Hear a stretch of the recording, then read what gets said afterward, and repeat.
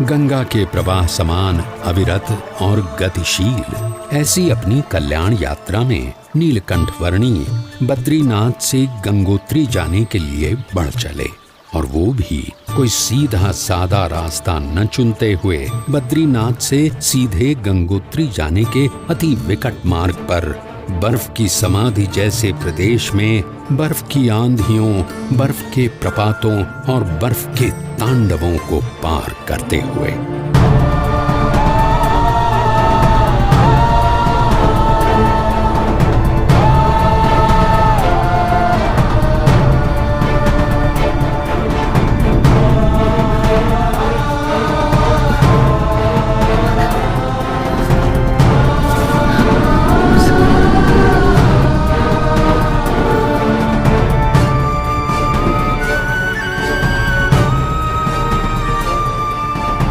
नीलकंठ वर्णी गंगा जी के उद्गम स्थान गौमुख आ पहुंचे।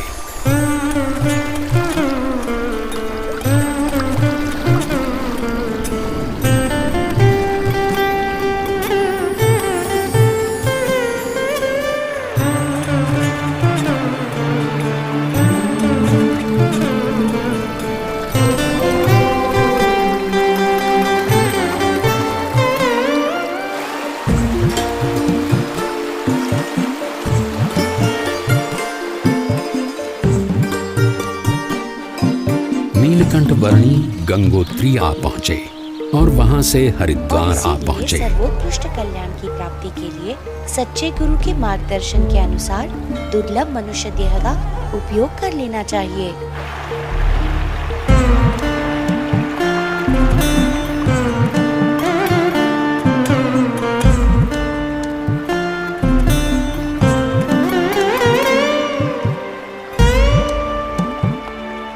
बहुत बारिश होने वाली है, जल्दी घर चलो चलो बाबा, जल्दी घर पहुंचा। चल भाई चल।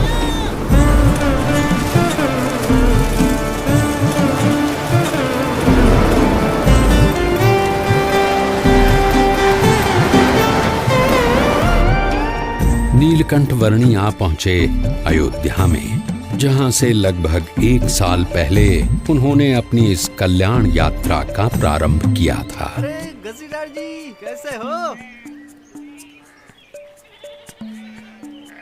जिसकी गली गली में नीलकंठ वर्णी के बाल घनश्याम स्वरूप की अनेक स्मृतियों के भंडार भरे हुए थे, उस अयोध्या नगरी में सब कुछ पूर्ववत यथावत लग रहा था।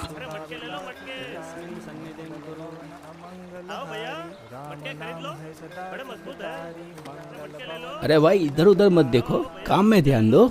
ये मेरे सर पे रख दो। अब जाओ। क्या सोच में पड़े हो महाराज? हाँ?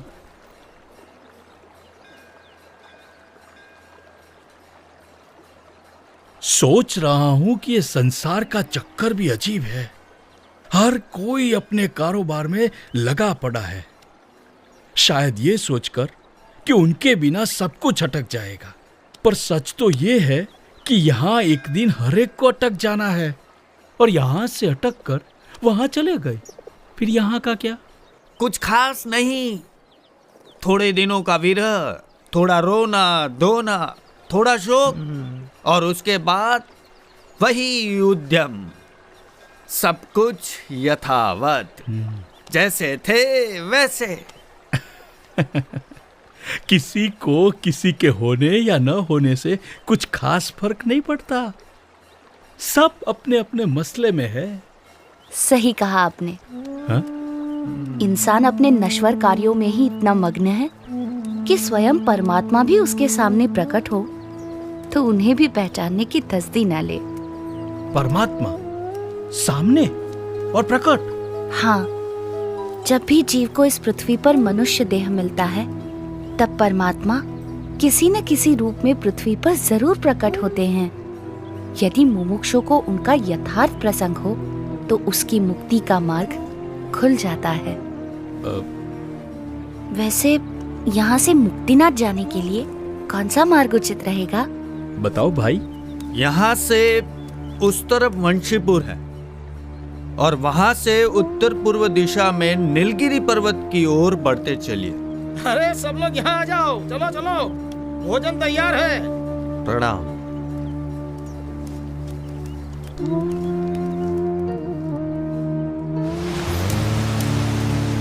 नीलकंठ वर्णी ने लगभग 1 साल पहले अयोध्या से अपनी कल्याण यात्रा का प्रारंभ करते हुए सरयू नदी में कूदकर उसे पार करके जाने का मार्ग अपनाया था और आज अयोध्या से मुक्तिनाथ की ओर जाने के लिए भी उन्होंने वही मार्ग अपनाया।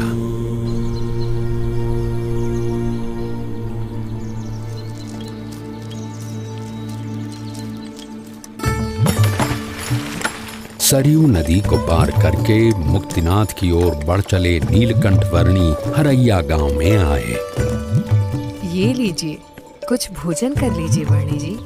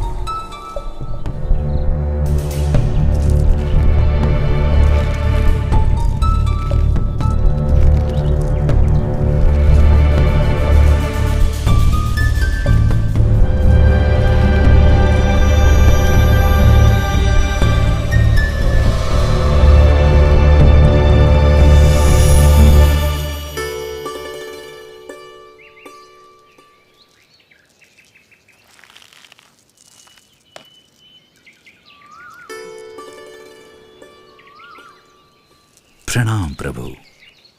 बड़ी दिव्य और असाधारण प्रतिभा है आपकी। शायद आप वही है जिनकी भक्ति हम करते हैं, जिनके आशीर्वाद से हमारा राज्य, हमारा संसार चलता है। आपके आगमन से मेरे राज्य की धरती तो पावन हो ही गई है। अब कृपया मेरे राज भवन में पधार कर उसे भी धन्य कीजिए। आपके और आपके परिवार के बलिष्ठ संस्कार हैं, इसीलिए मैं आपके वहां जरूर आऊंगा।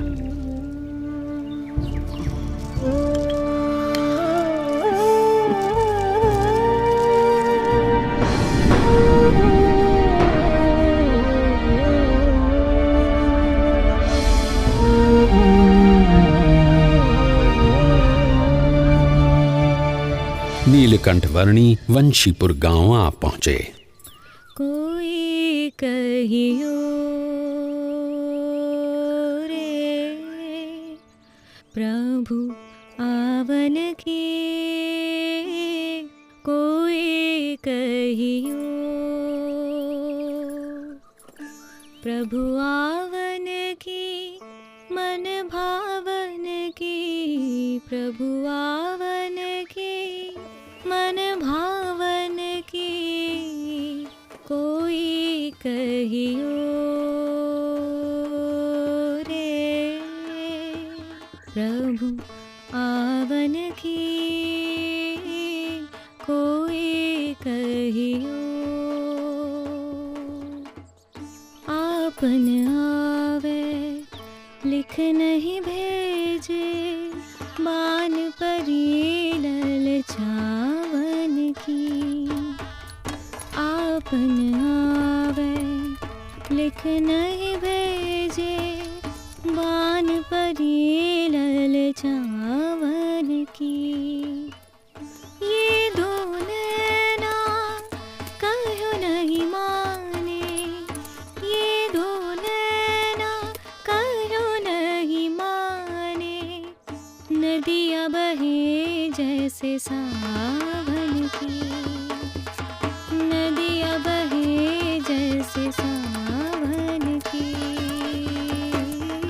कोई कहियो। ये महाराज पैदल चलकर क्यों आ रहे हैं? हाँ, और घोड़े के ऊपर कौन बैठा है? देखूं तो महाराज पैदल, अवश्य ही कोई विशिष्ट अतिथि होंगे।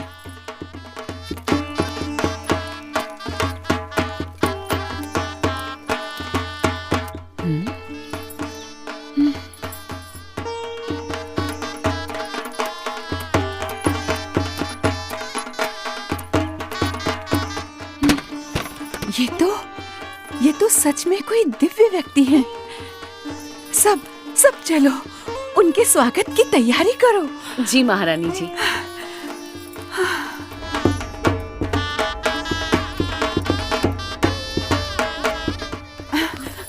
और सुनो, राजकुमारी ईला और सुशीला को भी बुला लो। जरूर महारानी जी।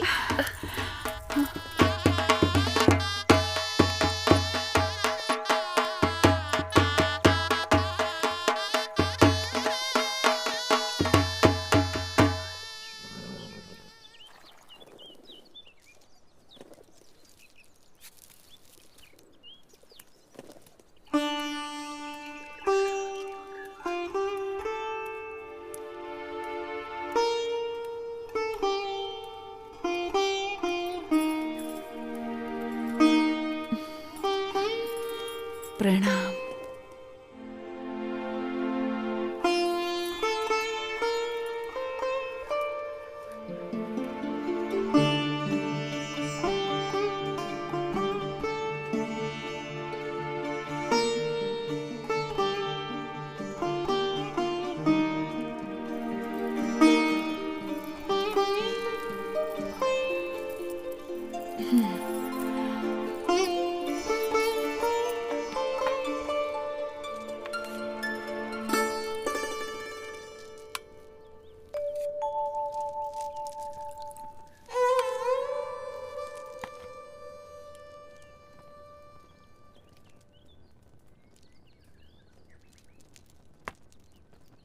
वर्णी जी, हमारे राजा धर्म पालन के आग्रही है और उसके फलस्वरूप उनके ऊपर ईश्वर की इतनी कृपा है कि उन्हें इतनी प्रतिष्ठा, इतना मान सम्मान, इतनी धन दौलत, इतना वैभव, ऐसा श्रेष्ठ भोजन, सब कुछ प्राप्त है।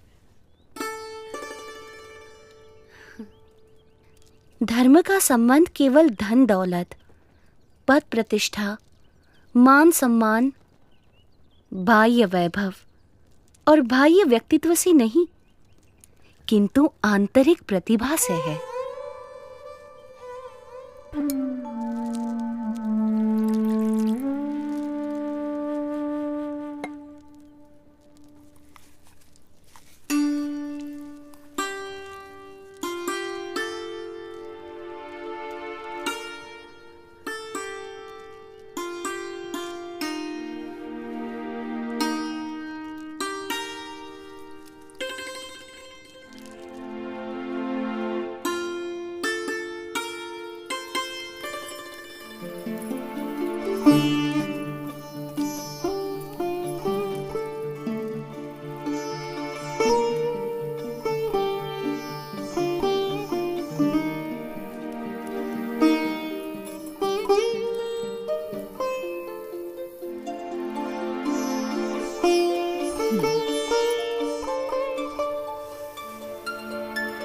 प्रभु, हमारा कोई पुत्र नहीं है। उस बात से मैं चिंतित रहती थी, पर अब आपके आने से मेरे पुत्र की कमी पूरी हो गई। अब आप यहीं रुक जाइए। आपके पूर्व जन्मों के संस्कार हैं और आपका भक्ति भाव भी है, इसीलिए मैं यहाँ आया हूँ। और आपकी तरह और कई मुमुक्षुओं को भी मुझे मिलना है।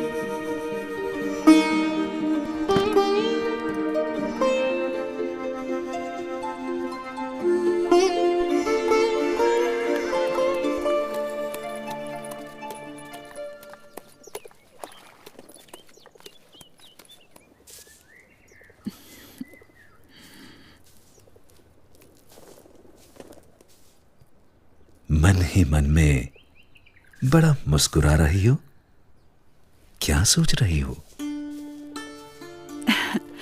सोच रही हूँ, नीलकंठ वर्णी कितने महान व्यक्ति हैं। सरल जीवन और उच्च विचार। और हमारी ईला और सुशीला भी कितने भक्तिभाव से उनकी सेवा में जुड़ गई हैं।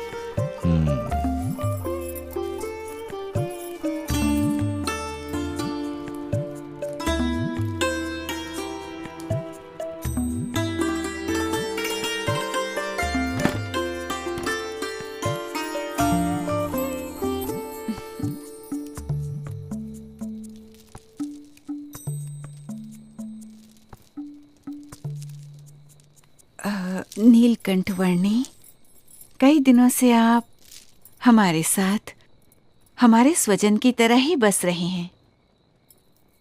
और केवल हम ही नहीं, पर यहाँ छोटा बड़ा हर कोई आपको अपना स्वजन समझने लगा है। सभी को आपसे लगाव हो गया है। इतने दिनों से आपका जीवन निकट से देखकर हमें प्रतीति है कि आप कोई असाधारण दैवी तत्व हैं, साक्षात परमात्मा हैं। ये सब देखकर मेरे मन में एक विचार आ रहा है कि यदि आप हमेशा के लिए हमारे स्वजन बनकर रह जाएं, तो कितना अच्छा होगा। यदि समझ में आए तो मैं तो हमेशा के लिए सबका स्वजन हूँ, एक सच्चे स्वजन की तरह हमेशा सबके साथ ही रहता हूँ। अब हमारी अपेक्षा है कि हम ये सब कुछ त्याग कर आपके चरणों में न्यौछावर करके मोक्ष के काम में ध्यान दें। और हमारी सारी धन दौलत, हमारी सारी संपत्ति, हमारा राज्य और ईला और सुशीला को भी आपको सौंप दें। हमारी पुत्रियों से ब्याह करके हमारा सब कुछ स्वीकार कर लीजिए नीलकंठ।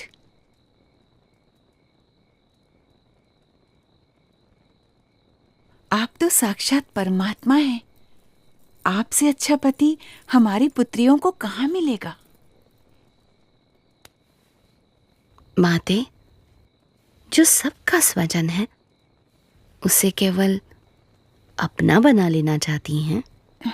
मैं आप सबको सारे बंधनों से मुक्त करना चाहता हूँ और आप मुझे ही ये सब बंधनों में बांधना चाहती हैं। बेटा, अभी जवानी फूटी नहीं है, इसलिए ऐसी बातें कर रहे हो। पर जब जवान हो जाओगे तब स्त्री सुख के बिना रह नहीं पाओगे। जब स्त्री सुख के लिए तड़पोगे तब एहसास होगा कि ऐसी सुंदर कन्याओं और ऐसे राज्य का प्रस्ताव ठुकरा करके तुमने बहुत बड़ी भूल कर दी। पर तब यह मौका निकल चुका होगा। क्षमा कीजिएगा, पर आप मोह में अंध होकर मुझे जानते हुए भी मेरा असली स्वरूप भूल रहे हैं।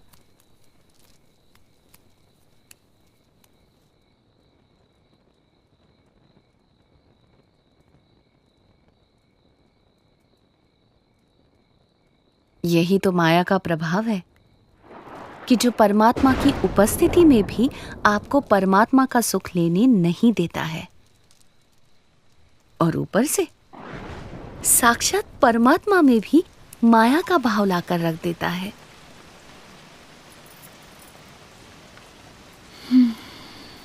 माँ, पिताजी, ये नीलकंठ वर्णी तो निर्लेप है, निर्विकारी है।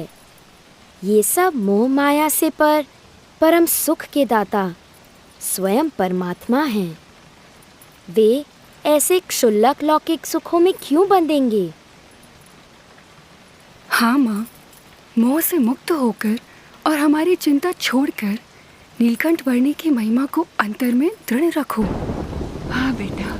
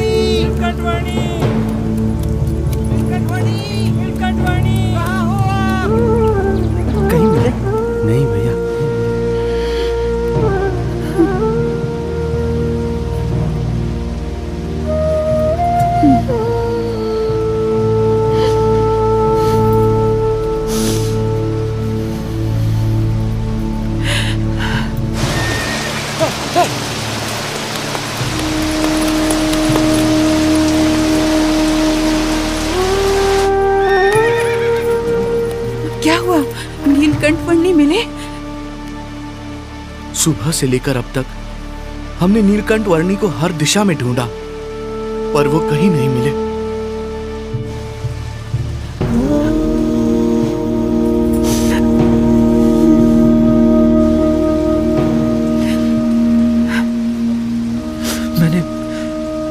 मैंने दूर दूर तक ढूंढा, पर नीलकंठ वर्णी नहीं मिले।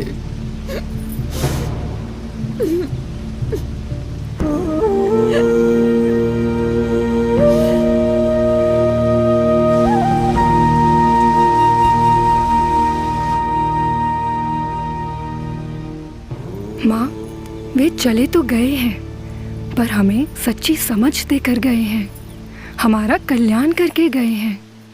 उन्होंने कहा था ना कि उन्हें तो अभी अनेक मनुष्य का कल्याण करना है। हाँ। हाँ।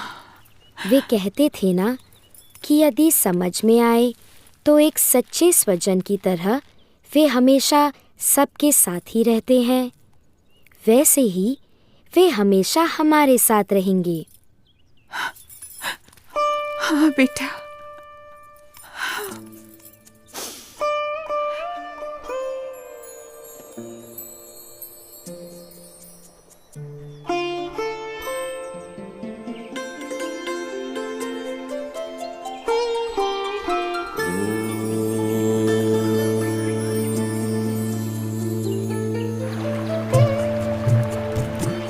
हर एक को हर बंधन से मुक्त करके परम कल्याण के मार्ग पर प्रेरित करने के लिए जिनकी ये कल्याण यात्रा थी, वो नीलकंठ वर्णी किसी भी प्रकार के मायिक बंधनों में बंधकर कैसे रह सकते थे। अपनी कल्याण यात्रा को अविरत रखते हुए नीलकंठ वर्णी बढ़ चले वंशीपुर से मुक्तिनाथ।